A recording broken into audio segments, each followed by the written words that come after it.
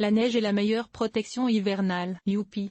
La neige est arrivée chez moi et en bonne quantité. Environ 15 cm de gros flocons blancs se sont accumulés, mettant fin à l'automne et donnant une allure noëlesque à mon terrain. J'en ai eu pour presque 2 heures à pelleter pour dégager les entrées. Mais je ne dis pas cela pour me plaindre. Au contraire, je suis aux anges. Et voici pourquoi.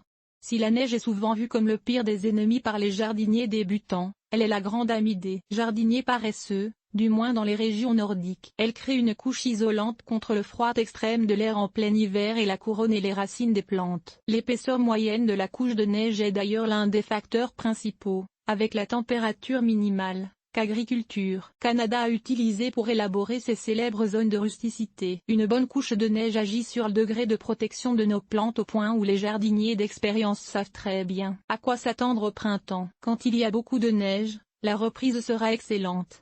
Si la neige est absente par période de grand froid, il secoue la tête. En signe de découragement, certaines plantes auront sûrement souffert. Le jardinier qui vit dans une région froide où la neige n'est pas fiable a bien besoin d'apprendre à bien pailler ses plantes, car un épais paillis remplace bien la neige. Normalement les branches pliées par la neige reprennent leur forme quand elles font. Évidemment, parfois la neige plie quelques branches, qui habituellement reprennent leur forme quand elles font, et en casse d'autres. À mon avis, il faut considérer ces bris comme la taille de Dame Nature. Les branches qui cèdent sont généralement faibles, malades ou même mortes. Tant mieux si elles chutent, l'arbre ou arbuste ne s'en portera que mieux après. Vive la neige!